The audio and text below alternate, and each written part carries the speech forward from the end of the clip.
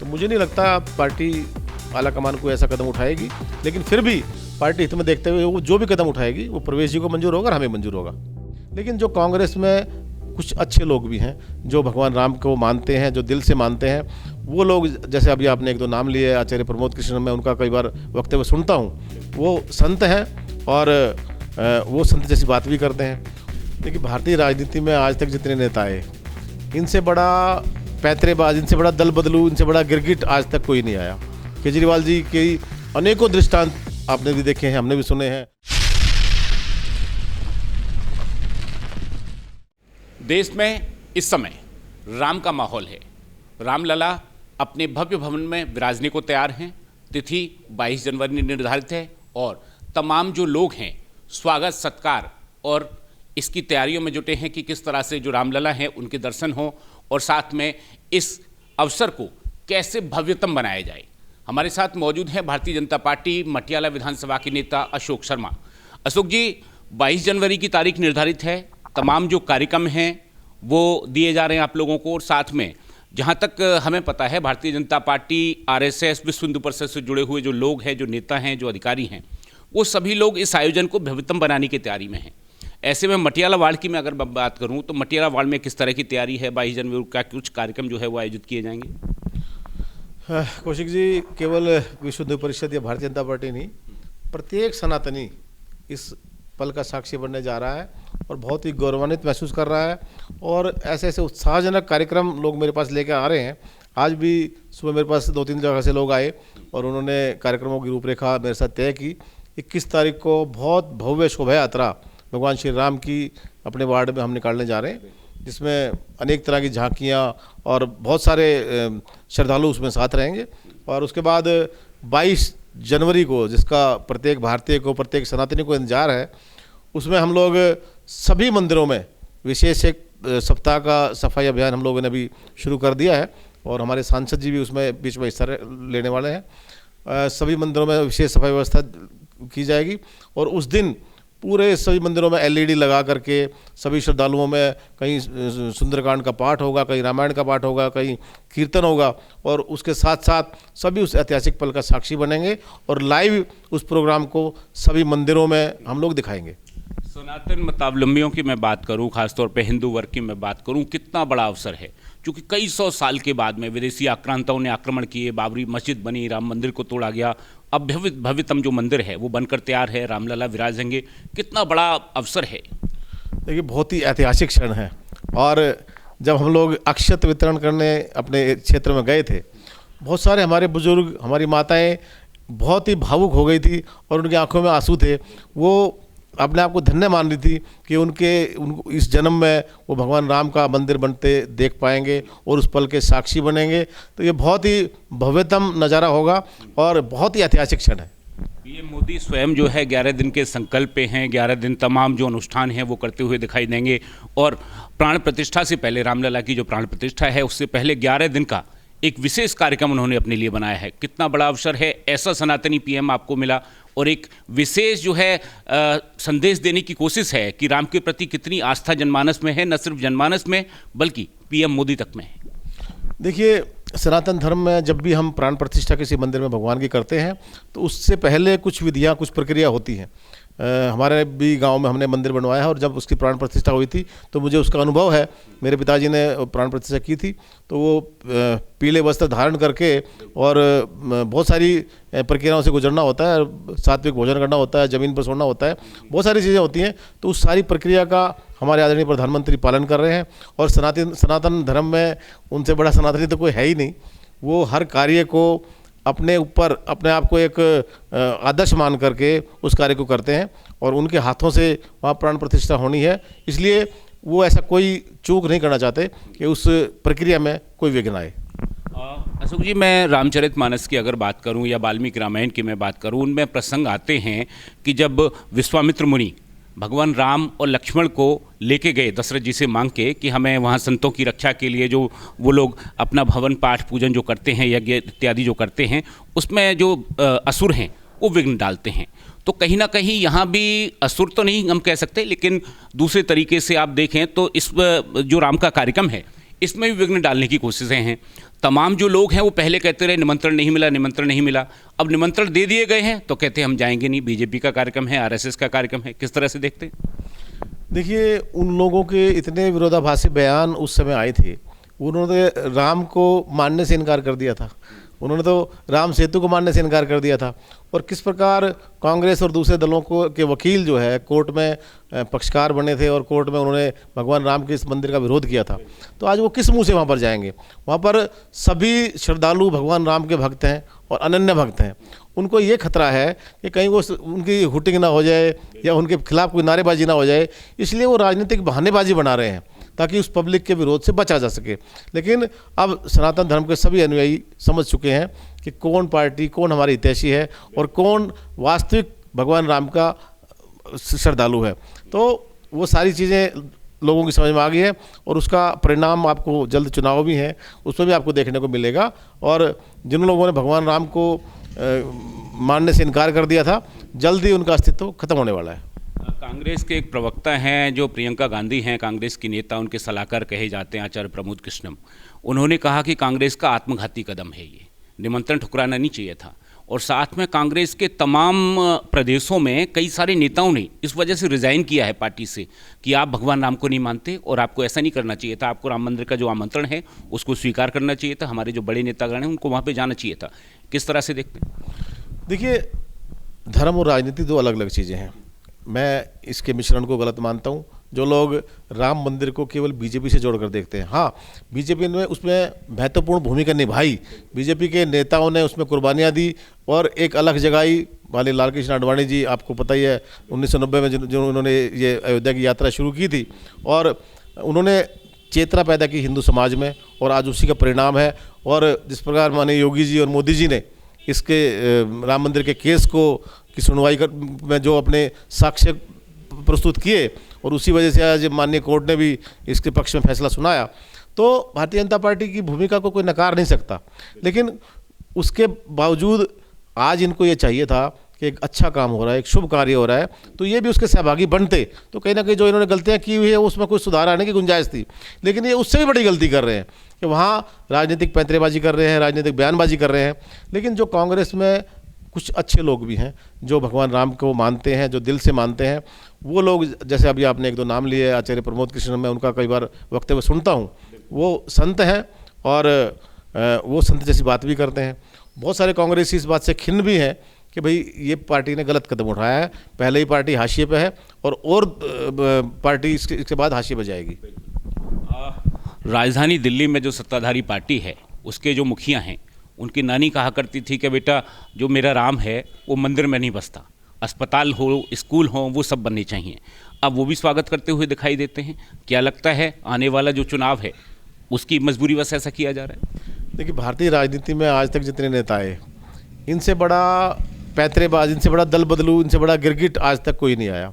केजरीवाल जी के अनेकों दृष्टांत आपने भी देखे हैं, हमने भी सुने हैं, कैसी कैसी कस्में खाते थे, मैं ये नहीं करूँगा, वो नहीं करूँगा, और वो सब काम आज ये कर रहे हैं। जब राम मंदिर का फैसला आया था तब ये जो अभी आपने बयान बताया कि मेरी नानी ने सपने में देखा था, ये बोला मुझे, और ये उस टाइम उस फैसले को नकार रहे थे। इनको ये लग रहा था कि शायद कोई और अपील होगी और इस फैसले पर फिर रोक लग जाएगी। लेकिन जब मंदिर बनता हुआ नज़र आ रहा है और एक बहुत ही बड़ा वर्ग, मतलब सनातनी सारे ही भगवान राम के उस मंदिर को देखने के लिए लालायित है और उसका सपोर्ट कर रहे हैं, तो अब इसको अपनी राजनीतिक चिंता सता रही है, इसलिए अब ये मंदिर के पक्ष में बयान दे रहा है। लेकिन फिर भी कुछ पक्ष ऐसे होते हैं जो राजनीति से परे हैं, जैसे देश और धर्म, इन पर राजनीति नहीं करनी चाहिए। लेकिन ये व्यक्ति ऐसा है, आपने देखा होगा जब सर्जिकल स्ट्राइक हुई थी तब भी इसने नकार दिया था, तब भी इसने सबूत मांगे थे। तो ऐसे लोगों का राजनीति में कुछ, ये लोग सिर्फ अपना स्वार्थ देखते हैं, इनका राजनीति से कोई लेना देना नहीं है। सर जी को चौथा सम्मन भेज दिया आपकी ईडी ने? देखिए, सारी एजेंसी अपना काम कर रही हैं, ईडी स्वतंत्र एजेंसी है और वो अपना काम कर रही है, और वो तो हमारी तो इच्छा है कि इसको जल्द से जल्द गिरफ्तार करें। लेकिन फिर भी ईडी प्रक्रिया का पालन करते हुए बार बार उसको मौका दे रही है कि भाई वो न्यायिक प्रक्रिया में भाग ले।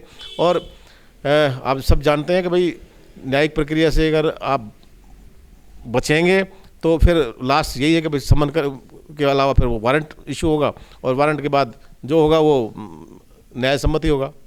लोकसभा चुनाव 2024 में उम्मीद की जा रही है कि दिल्ली में हाथों में झाड़ू होगी, यानी कांग्रेस और आम आदमी पार्टी जो है वो मिलकर लड़ सकते हैं। 3 और 4 जो सीट हैं उनका आपस में ऐसे बंटवारा हो सकता है 7 में से। क्या कुछ आपकी आशा अपेक्षा रहेगी कि दोनों दल अगर मिलेंगे तो दोनों का जो वोट शेयर है वो कहीं ना कहीं इकट्ठा होगा, तो भारतीय जनता पार्टी के लिए चिंता का सबब हो सकता है ये? बिल्कुल 1% भी कोई चिंता का सबब नहीं है। दोनों दल मिला लें, आप पिछला वोट परसेंटेज देख लें, पिछली वोट जो इनको मिली है और हमें मिली है वो देख लें, मतलब इनको दोनों को मिला करके इतनी वोट भी नहीं मिली। दोनों पार्टियों को मिला लें, यहाँ इस सीट पर 2 लाख वोट इनको मिली थी और हमारे सांसद 6.25 लाख से जीते हुए हैं। तो कोई मुकाबला ही नहीं है दूर दूर तक, इसमें कोई संदेह ही नहीं है कि बेशक दोनों मिल लें, और अगर ये मिलते हैं तो ये अपने आप को एक सुसाइडल एक कदम इनका होगा, ये आत्मघाती कदम होगा और ये दोनों पार्टियां स्वयं खत्म हो जाएंगी। तो हम तो चाहते हैं मिले, कोई दिक्कत नहीं है। 24 का जो गणित है उसकी तैयारी आप लोगों की पूरी है। प्रवेश वर्मा यहाँ से तीसरी बार होंगे। एक कयास ऐसे लगाए जा रहे हैं कि शायद इनको जो है, जो प्रवेश जी सांसद हैं, इनको कहीं दूसरी जगह से चुनाव लड़ाया जाए और यहाँ पे कोई नया चेहरा जो है वो दिया जाए। आप लोग दोनों परिस्थितियों के लिए तैयार हैं? देखिए, प्रवेश जी बहुत सक्रिय हैं और बहुत अच्छे मार्जिन से प्रवेश जी ने यहाँ से पिछला चुनाव भी जीता था। लगभग दिल्ली में तो प्रथम स्थान पर रहे और देश में भी 6ठे स्थान पर रहे हैं। तो मुझे नहीं लगता पार्टी आलाकमान को ऐसा कदम उठाएगी, लेकिन फिर भी पार्टी हित में देखते हुए वो जो भी कदम उठाएगी वो प्रवेश जी को मंजूर होगा और हमें मंजूर होगा।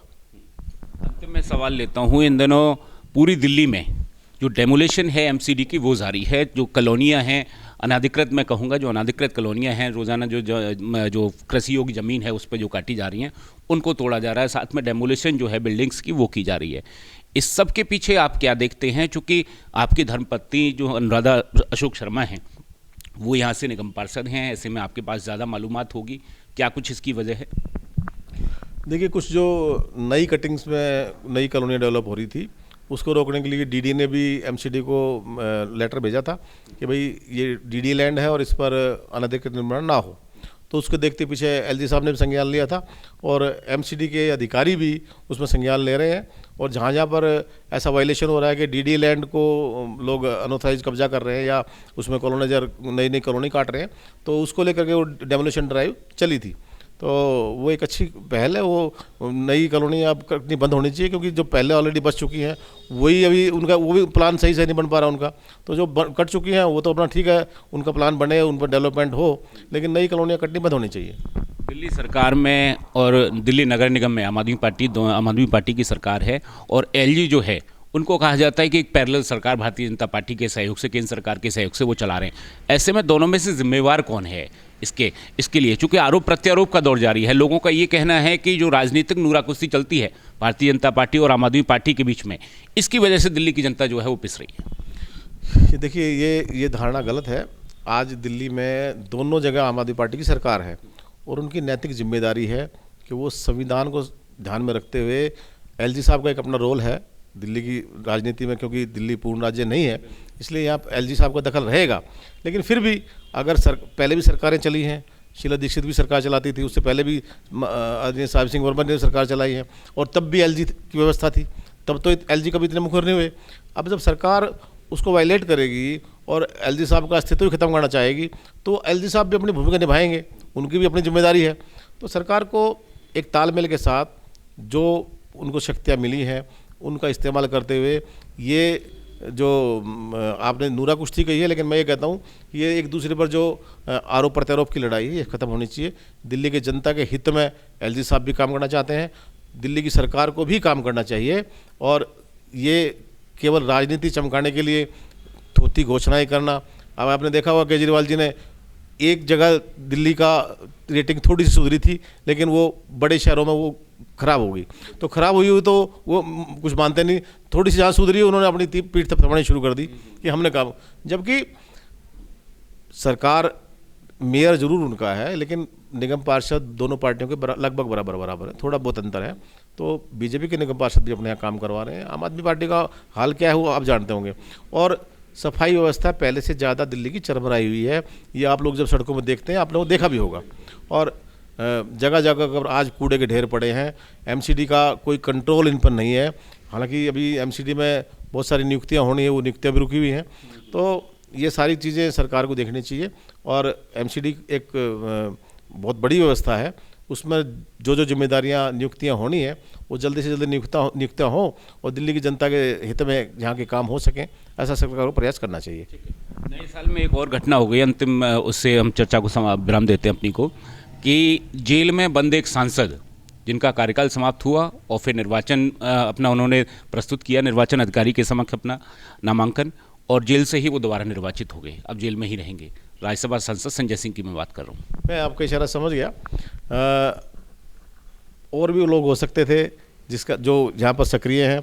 एक व्यक्ति जिस पर आरोप भी बहुत बड़े हैं और उसकी जमानत भी नहीं मिल पा रही है, उसको दोबारा से राज्यसभा सांसद बनाना बहुत ही दुर्भाग्यपूर्ण है। और ये जो हमारे संविधान में जो हॉल्स है उसका लाभ ये लोग उठा रहे हैं, लेकिन ऐसा लाभ, ऐसी परंपराएं नहीं रखनी चाहिए। जो ईमानदारी की बात करते हैं तो एक व्यक्ति बेईमान हो गया तो किसी दूसरे ईमानदार को ढूंढ के लाते, लेकिन ये तो जितना जो बेईमान है उसको उतना ही कट्टर ईमानदार बताते हैं। तो ये प्रक्रिया बंद होनी चाहिए। और किसी से आप ये तो मानते होंगे कि नैतिकता के तकाजे पे कम से कम उनका नामांकन इस बार न कराते, किसी और को सीट दे देते। बिल्कुल बिल्कुल, बहुत सारे कार्यकर्ता आम आदमी पार्टी में थे और बहुत सारे नेता छोड़ के इस बात के लिए चले भी गए हैं कि यहाँ अच्छे लोगों की कदर नहीं है, इसलिए उन्होंने जिस सोच के साथ वो आए थे उस सोच पर ये लोग खरे नहीं उतरे, तो वो लोग पार्टी छोड़ के चले भी गए हैं। अब कुछ चंद कट्टर बेईमान लोग यहाँ पर रह गए हैं। तो कम से कम नैतिकता का तकाजा ये है कि जो लोग ऑलरेडी जेल में हैं और जो सजा याफ्ता हैं उन पर ना दाव लगा करके तो कोई दूसरे आदमी को चुनना चाहिए था। बहुत बहुत धन्यवाद, बहुत बहुत शुभकामनाएं। Thank you sir, thank you, बहुत बहुत शुभकामनाएं। अशोक शर्मा, नेता बीजेपी मटियाला विधानसभा, बताते हुए कि तमाम जो कार्य हैं भगवान राम की कृपा से जारी हैं। राम मंदिर का जो निर्माण है वो हुआ है। 22 जनवरी को और 21 जनवरी को दोनों दिन जो लगातार कार्यक्रम हैं वो होंगे, और साथ में जो पॉलिटिकल समावेश है, जो पॉलिटिकल परिस्थितियां हैं उस पर अपना वक्तव्य देते हुए सहयोगी विजय त्यागी के साथ मैं अनंत कौशिक।